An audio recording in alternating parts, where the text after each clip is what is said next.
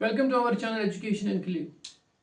Constitution of India हम पिछले ये थर्ड वीडियो है हमारी regarding this constitution of India. तो इस वीडियो में आज की हमारी वीडियो में हम देखेंगे रिगार्डिंग द प्रियम्बल और सोर्सेज के बारे में।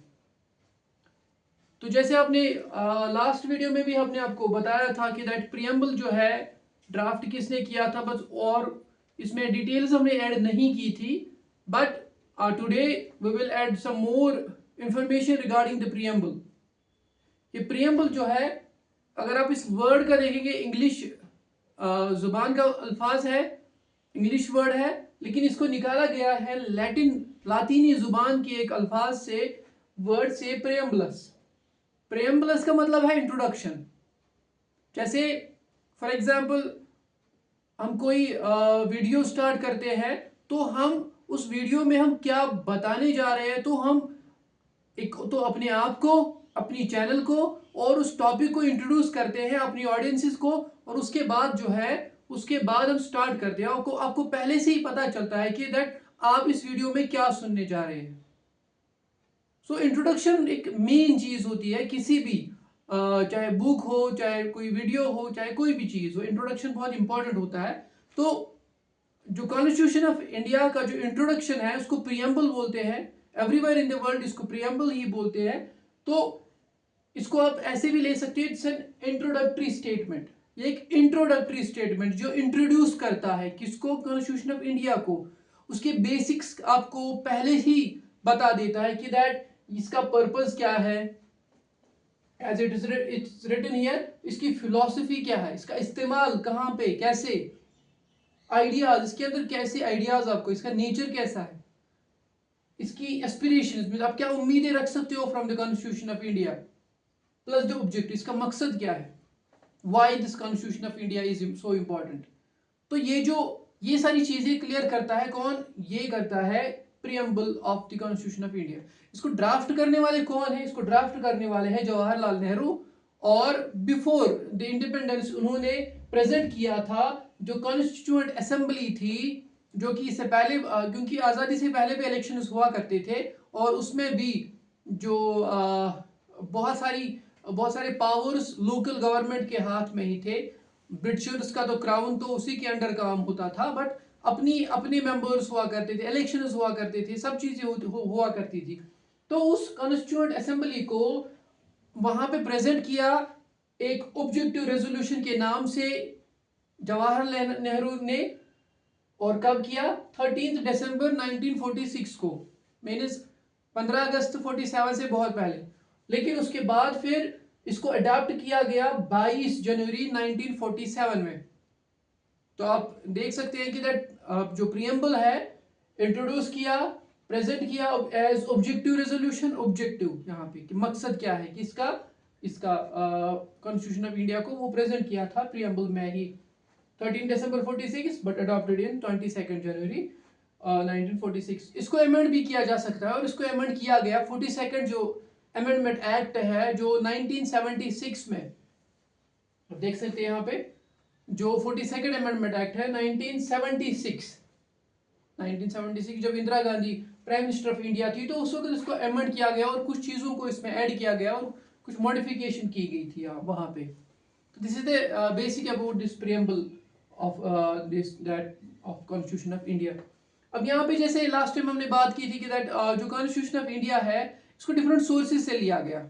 जो वो बॉडी थी जिनको ये काम दिया गया था कि आप जाके कॉन्स्टिट्यूशन ऑफ इंडिया बनाओ, और आप क्या करोगे, तो उन्होंने रीड किए डिफरेंट कंट्रीज के डिफरेंट लॉज को, डिफरेंट कॉन्स्टिट्यूशन को अपने सामने रखा, उनकी कॉपीज को सामने रखा, उनको स्टडी किया और ये देखा कि दैट कौन कौन सी चीज़ आप अडॉप्ट कर सकते हो उनकी कॉन्स्टिट्यूशन से, उनके रूल ऑफ लॉ से, और उसके बाद फिर आप अडॉप्ट कर सकते हो यहाँ पे विद डायरेक्टली भी आप अडॉप्ट कर सकते हो, बट विद सम मॉडिफिकेशन भी कर सकते हो, क्योंकि कल्चर डिफरेंट होता है, सोसाइटी डिफरेंट होती है, एस्पिरेशंस डिफरेंट होती है। तो उसके बाद जो है, जैसे आपको पता है लास्ट टाइम भी हमने बताया था, 11 सोर्सेज है इसके, 11 जगहों से इसको लिया गया, जिसमें 10 कंट्रीज के कॉन्स्टिट्यूशन से लिया गया, और सबसे एक और important that is government of India act जो 1935 में आया था, तो वहां से भी इसको लिया गया है। वहां से बहुत सारे पार्ट्स लिए गए, बट कुछ चीजें वो हम बताएंगे आपको कि कौन सी चीज कहाँ से ली गई। जैसे पहले सोर्स को जैसे अगर हम देखेंगे, first source that is British constitution, वही जिनके अंडर इंडिया था, ब्रिटिश क्राउन के अंडर था, तो उनके कॉन्स्टिट्यूशन में जो चीजें थी वो बहुत सारी चीजें अडॉप्ट की। जो बी आर अम्बेडकर उसके हेड थे, तो उन्होंने जो की, जैसे क्या क्या चीज उन्होंने अडॉप्ट की, पार्लियामेंट्री से गवर्नमेंट, जो ये गवर्नमेंट है सेटअप, अभी जो इंडिया का सेटअप है जो पार्लियामेंट्री गवर्नमेंट सेटअप है, जिसमें इलेक्शंस होती है, फिर पार्लियामेंट होती है, इलेक्टेड मेंबर्स होते हैं, फिर वो अपने किसी हेड को चुनते हैं, and he then becomes the prime minister of India. तो ये सारा सिस्टम जो है ये कहाँ से लिया गया, ये लिया गया ब्रिटिश कॉन्स्टिट्यूशन से। किसको? पार्लियामेंट्री गवर्नमेंट को। एक और चीज that is the rule of law, कि किसी की मर्जी नहीं चलेगी, कोई थियोक्रेसी, कोई एरिस्टोक्रेसी, कोई मोनार्की नहीं चलेगी, बट किसकी चलेगी? रूल ऑफ लॉ की। ठीक है, तो उसको भी कहां से लिया गया? उसको लिया गया, उस कानून ही सुप्रीम है, इसको लिया गया कहां से? ब्रिटिश कॉन्स्टिट्यूशन से। एक और चीज that is legislative procedure. Legislative procedure में ये चीजें आती है कि दैट आपने कोई बिल इंट्रोड्यूस करनी है तो कैसे करनी है, फिर आप उस बिल को पास करवाते हो पार्लियामेंट में, तो वो तरीका क्या होगा, आपको कितने मेंबर्स का सपोर्ट चाहिए, कितनी मेजॉरिटी आपको, स्पेशल, एब्सोल्यूट, बहुत सारी टाइप्स है मेजॉरिटी की। तो आपको प्रोसीजर उसका क्या होगा, किसी भी बिल को एक्ट बनने में, किसी भी बिल को कानून बनने में जो प्रोसीजर अप्लाई होता है, तो उसको भी लिया गया कहां से? ब्रिटिश कॉन्स्टिट्यूशन से। एक और चीज दैट इज द बाइकैमरलिज्म, बहुत इंपॉर्टेंट है ये बाइकैमरलिज्म। जैसे आपको पता होगा कि दैट जो पार्लियामेंट ऑफ इंडिया है, it has to houses, upper house and lower house, जैसे राज्यसभा और लोकसभा। तो ये जो कॉन्सेप्ट है इसको भी लिया गया कहां से? ब्रिटिश कॉन्स्टिट्यूशन से। इससे क्या होता है? इससे रिप्रेजेंटेशन ऑलमोस्ट सबको मिलती है in that parliament of India. तो राज्यसभा जो स्टेट्स को रिप्रेजेंट करते हैं, लोकसभा तो जो ऑल ओवर इंडिया को रिप्रेजेंट करते हैं। तो bicameralism means the parliamentary system wire you have two types of houses, तो अपर एंड लोअर हाउस, तो उसको बोलते हैं बाइकैमरलिज्म, इसको भी लिया गया वहीं से। एंड एक और चीज that is the single citizenship, जो कॉन्सेप्ट है सिंगल सिटीजनशिप का। बहुत सारी कंट्रीज में आप देखोगे you will have the two types of citizenship, dual citizenship उसको बोलते हैं। जस्ट लाइक इन यूएसए, वहां आपको पता है कि दैट यूएसए, जैसे नाम से आपको पता चल सकता है, United states of America, United state mean बहुत सारी स्टेट्स ऐसी है जो कि यूनाइट हुई है, जिन्होंने ये इस पे इत्तेफाक किया कि हम एक साथ जुड़ेंगे और एक साथ रहेंगे। 13 स्टेट्स पहले थी, धीरे धीरे होके फिर वो 50 है, अभी प्रेजेंट में 50 स्टेट्स है। रिसेंटली आपने देखा होगा ट्रंप इवन कनाडा को भी बोल रहा था कि दैट आप हमारी 51st स्टेट बनो, मीन्स आप ज्वाइन करो किसको? यूएसए को, और फिर हो जाएंगी 51 स्टेट्स, अभी 50 है। तो वहां पे जितनी भी स्टेट्स है, जैसे फॉर एग्जांपल सैन फ्रांसिस्को है, कैलिफोर्निया है, इसी तरीके से वहाँ टेक्सास है, वैंकूवर, ये बहुत सारी ऐसी है स्टेट्स है जो कि फिर तो वहाँ के सिटीजन्स को एक तो अपनी स्टेट की सिटीजनशिप है, और उसके बाद उनको यूएसए की भी सिटीजनशिप है। लेकिन यहाँ पे आप वो नहीं देखोगे, like in England, in India you have the single citizenship. If a person is a citizen, he is a citizen of India, he is not the citizen of any state like Maharashtra, Jammu and Kashmir और Bihar, but वो किसका ये है बाशिंदा, citizen, वो India का है। तो इस कॉन्सेप्ट को भी लिया गया है किससे? ब्रिटिश कॉन्स्टिट्यूशन से।